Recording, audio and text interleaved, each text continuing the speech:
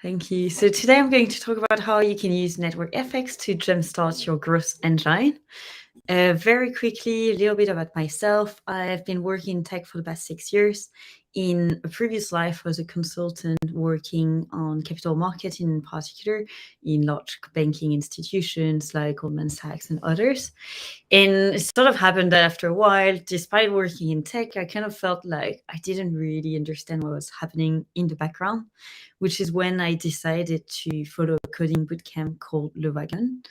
And for me, that was really a life-changing experience where I really learned a lot and kind of moved towards the product path. I've since worked in a few companies. I started at Streetbees, which is a market research company powered by AI. Then joined Wise, a remittances company, where I was looking after their USD product outside of the US and grew it from pretty much zero to a billion monthly.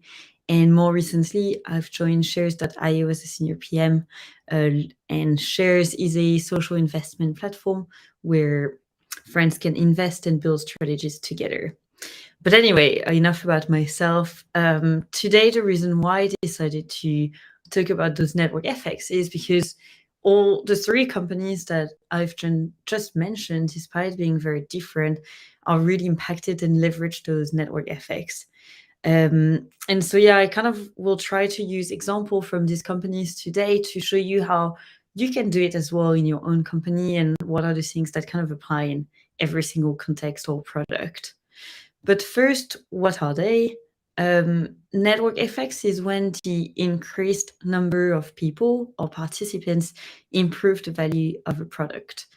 And it's not just like Facebook, Instagram, LinkedIn, or Snapchat. Actually, like pretty much every single product have some sort of network effects.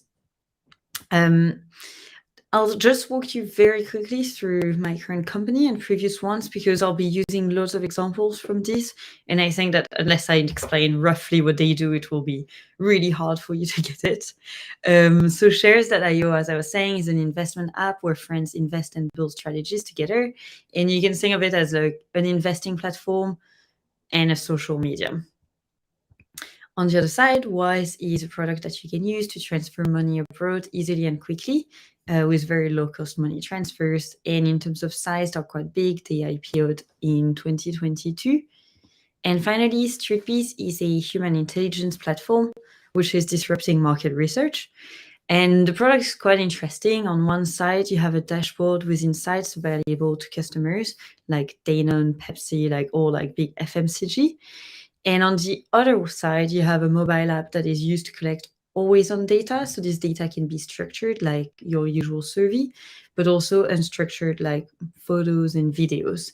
And we had about 4.5 million users in 189 countries when I was there.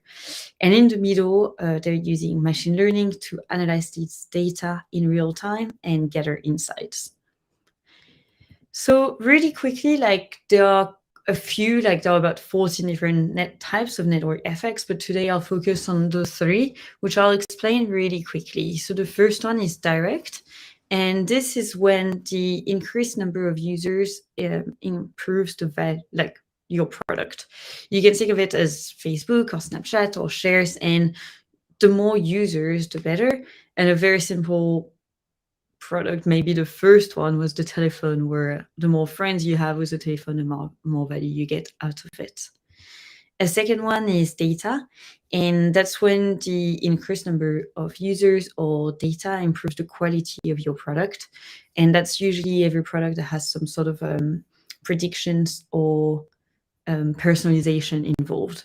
Flow, which is like something you can use to track your period, is a good example because it tries to predict what's going to happen. Google is personalizing your experience based on your previous search and what other people have done.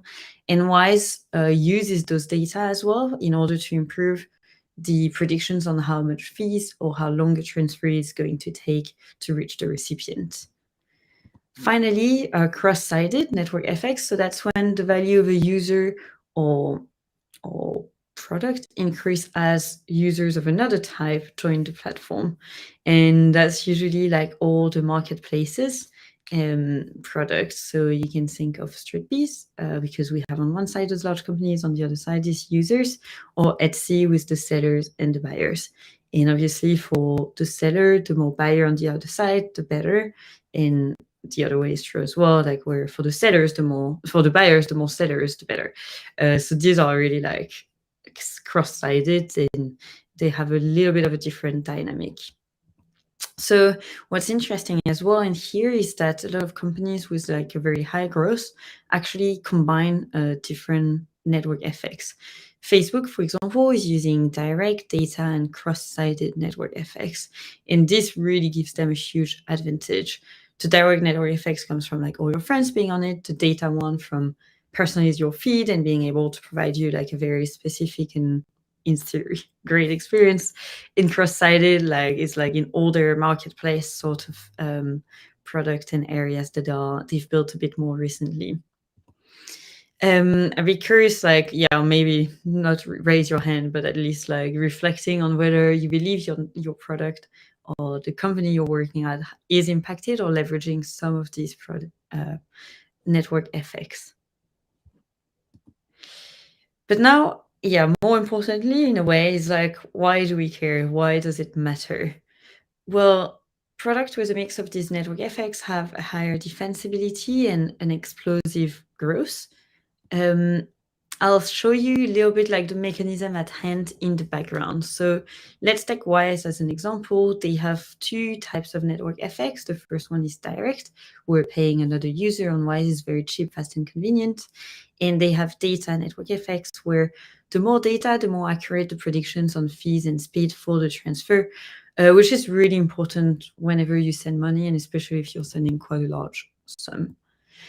And what happens in the background is that these like better experience that they can offer from having more data and users is very likely to increase the retention. Down the line, it means that the acquisition is very, very, very optimized. Where at Wise, I think that when I left, it was about 70% of users who were coming from word of mouth. So very much like organic, which leads to, well, obviously like a better monetization because the experience is great. Users stay for longer and have a higher lifetime value, and the acquisition costs are quite low, so they have a lower average revenue, higher average revenue per user, which means you can invest in your product, leading to higher retention, creating this very virtuous circle.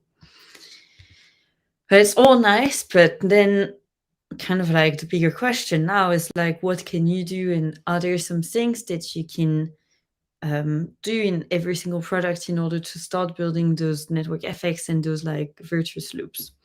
I've gathered my sort of like top 10 tricks and tips. I'll go through each of them and give you a concrete example of how we did it in one of these companies that I've previously mentioned, so that it gives you an idea on how even in like a small company, even in like early stage or also in a large one, you can actually build them. So the first one is identify your most valuable users. A second one is define your minimal density. Third one is network density is more important than the total size. Number 4 is bootstrap your content. Number 5 is collecting your data smartly and automating gradually. Number 6, getting a strong initial value proposition. Number 7, doing one thing well. Number 8, reading The Cold Start Problem by Andrew Chen, really great book. The number 9 is using your first audience to build the next one. And number 10, don't lose face because it only takes one successful event. Number 1, so identify your most valuable users. In every single network product, there is, and especially the one that are cross-sided, there is a side of the network which is a little bit more valuable, and we usually call it the hard side of the network. And it's very important before you even start doing anything for you to be clear on what this side is. Usually for a marketplace, it tends to be the seller.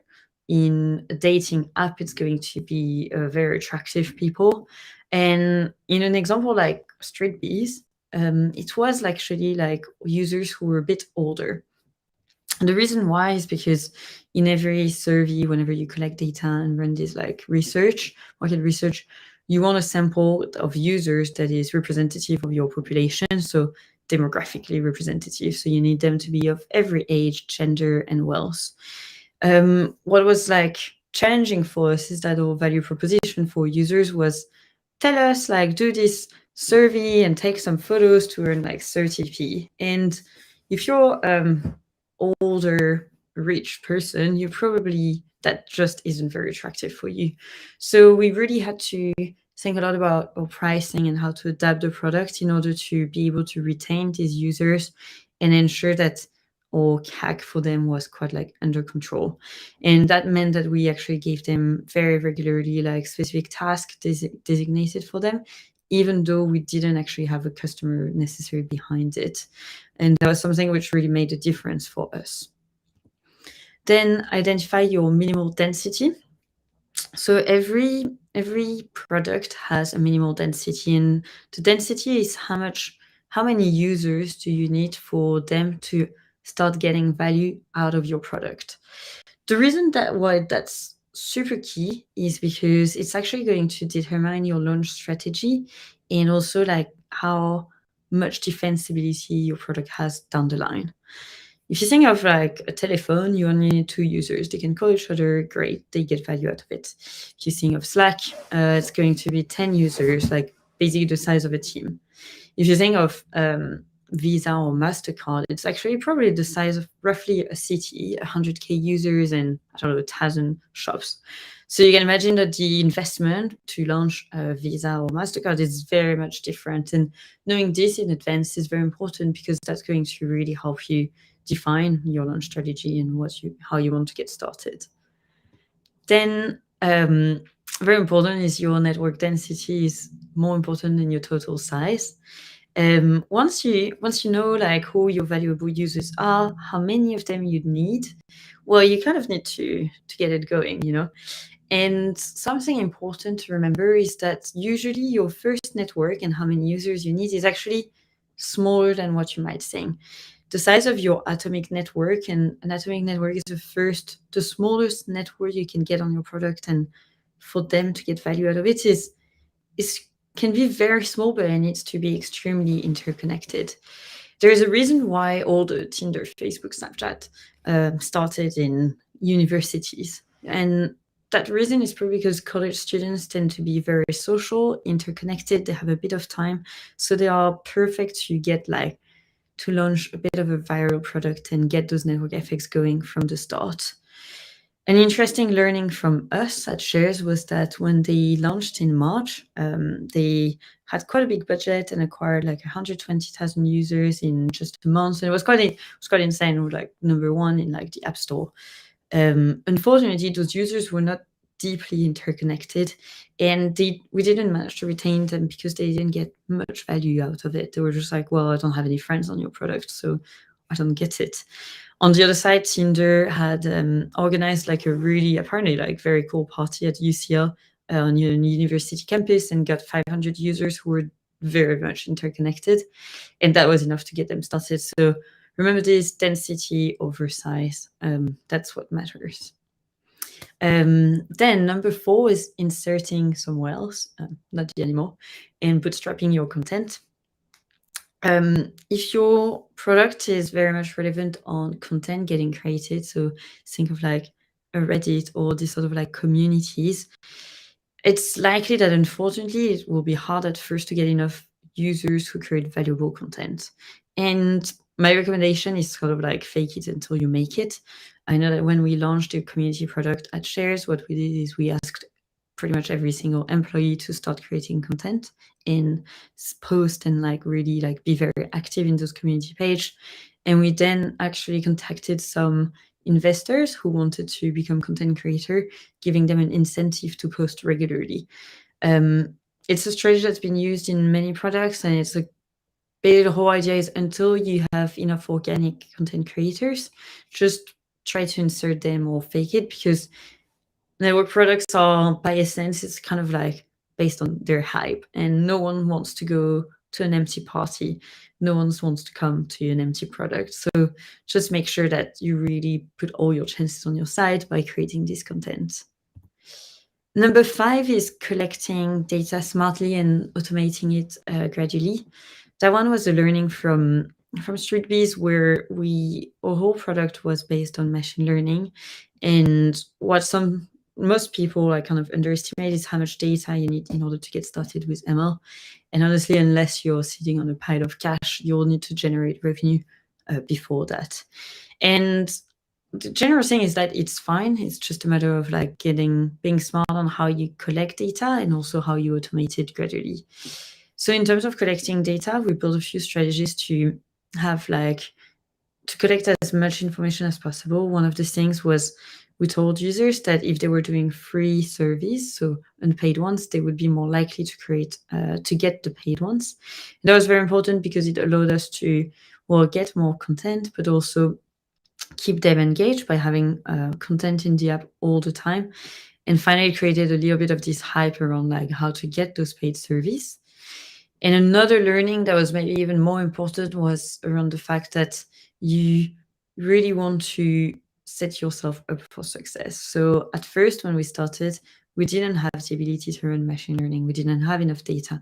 So a lot of the analysis were manual. Imagine you collect 1,000 pictures of bottles and people are showing you what they are drinking. You have someone being like, this is orange juice, this is milk, this is coffee, and going through them. This data is actually extremely valuable to train a machine learning model and that works with annotation. Unfortunately, because at that stage we didn't really know where we would end up. A lot of it was done on like random spreadsheets, and when we actually wanted to start doing machine learning, it was really complicated to like bring all this data into a database.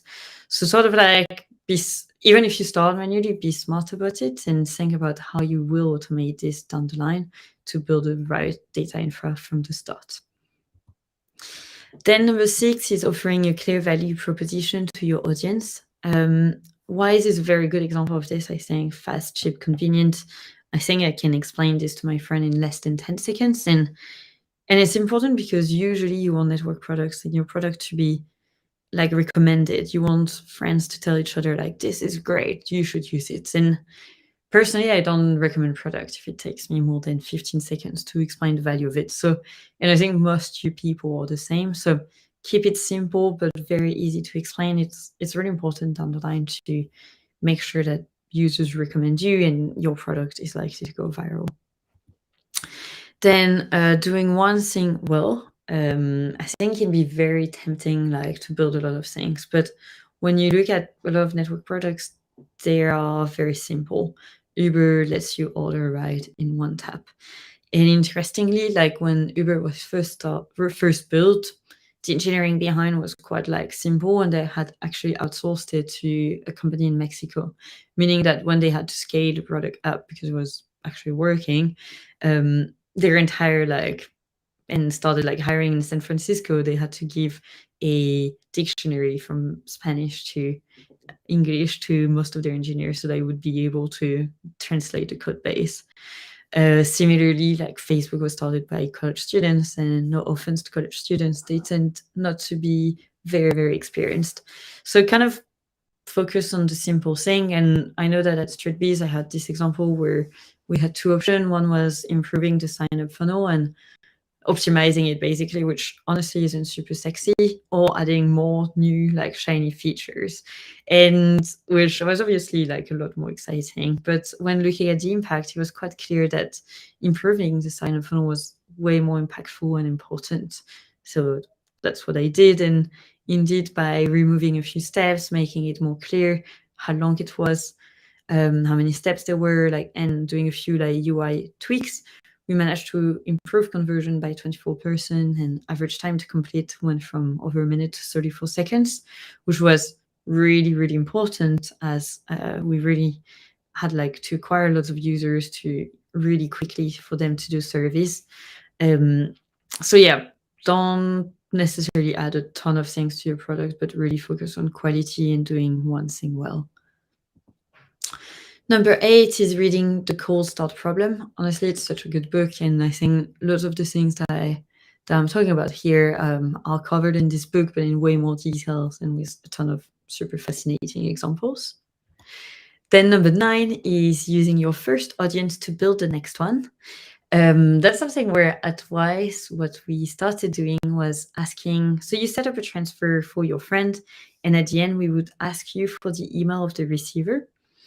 And the way we used it then was we would send an email to that person and let them know, like, oh, this, like, Angele has like set up a transfer for you, and the money is on the way, so don't worry. And it would kind of like do two things. Where for a user, it kind of like stop you from having this super awkward conversation of like, hey, did you send me money? Which no one likes to have. And for us, it was actually a great way to show like, well, this like great experience was provided by you by Wise. So next time you send a transfer, why not use us? So that's this kind of like trick that you can use to kind of use your first users to convince the next one to join you. Another example was at Streetbees. So like this is Benno, and Benno was one of our power users in Kenya. And at some point, Pepsi came to us and was like, well, we would like to have 1,000,000 photos of Pepsi in pretty much like as many shops as possible everywhere in Kenya in 3 days. And honestly, we're like, okay, we don't have that many users in Kenya, like definitely not even 1,000. So what should we do? And what we did is we contacted Benno, and he created this WhatsApp group, started inviting lots of people, sharing like the survey with them, telling them to sign up on Streetbees. And it actually went pretty viral. And within a few days, we had enough data to so much that we had to actually close the survey. And that's a strategy that we then reused in multiple markets, using those like people who became our ambassadors basically, and where we created like a real partnership. Some of them then came from like an internship during the summer and things like this, and that was like instrumental in us getting us where we needed to be to fulfill these like service that we were having quite often from large customers. And finally, like sort of like don't lose face. It only takes one successful event. As I was saying before, Tinder had like one great party, and that's actually how it all started. On the right side, this is Obimai, an app that went completely viral in Ukraine, on like that allows you to connect with your friends and like people you're very close to and share your mood. And I was talking to one of their early employees recently, and he was explaining that for 8 months, the product was pretty much ready, but no one was using it. And it's actually like one very successful TikTok video that went viral, which made the whole thing start. And it's become like number one of the top 5 apps in Ukraine. So it's like as long as your product is solving a problem, give it some time and give yourself also like chances and opportunities for it to be successful, because there's a bit of luck and you have to trigger this luck, and one thing at some point will take, and it's hard to know which one, but just don't lose face basically. So yeah, the conclusion here is a bit, first, like network effects are not just for social network, they are really like everywhere, and they are a very powerful way to increase the defensibility and growth of your product. So one thing is, what I would ask you to do is first identify yours in your company. Like, can you think of anything or any sort of those like networks or loops that you have, and start leveraging them? I hope one of these will apply to yours. There's quite a like little bit of bites here and there, and I think it kind of depends on how the stage of your product, where some of you might be working on a really large one or very early stage. I've tried to put a mix of like small and large companies, but yeah, hopefully you find one that you can apply and start using. And in the worst case, just read the cold start problem, because it's very good. Yeah, thanks a lot for listening. Excellent. Thank you very much. I really enjoyed that because it just kind of, you made it very tangible with all the different examples. So I thought it was very, very well done. So congrats on that. One thing that just jumped to my mind was Udemy. I don't know if you've heard the story of Udemy, the online course. They had that problem. They had no courses and they had no people. So they just made up their own courses to try get it started. and that was enough to kind of start the ball rolling. Yeah. Yeah, so please do share your questions if you have any. I have one from Sean here, but please do share some more, and I'll put them to Angela. So the one from Sean, now you might have touched on this actually as you went towards the end, but you mentioned in the whys, the kind of the value flywheel, that it was kind of word of mouth that drove it. Was that word of mouth just that email that you described, or was there other ways that you were trying to drive that word of mouth?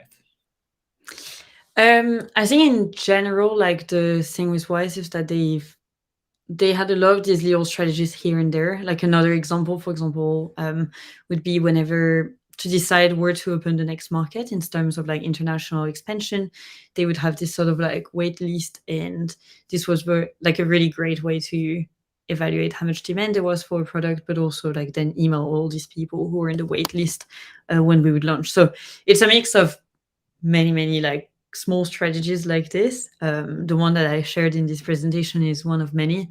I think in general, the increased retention comes from like providing a great experience to your users. Is probably the first thing. Like it's like solve a problem that exists and build a good solution and add on these little tricks. But the idea is those little things can just bring you a bit further than you would otherwise. Excellent. Yeah, I love that. And here's a question. What was the most interesting problem to solve at Shares, and what was the complexity around it? And that's from Hinkern. I think the whole, like the most challenging part is probably like connecting people in a meaningful way. We're building an investment product. I think at the end of the day, in a way, it's pretty like it's not simple, but it's not that hard. Like it's already been done, and there's a bit of a playbook around it. On okay, you need people to enable people to pay in, and then to buy stocks, and then to sell them, and to withdraw their money. It's quite straightforward. On the other side, I think connecting users in a meaningful way, especially in the context of finance, is quite hard because there's a like taboo, and like some people might be very like really don't want to mix friends and money actually. So like a whole value proposition might not work for them. And I think that's one where we're like slowly learning on what are kind of do users actually want to connect and talk about this with their friends, and if yes, how do we bring value to this, and how do we make this conversation meaningful, is like one of those challenge.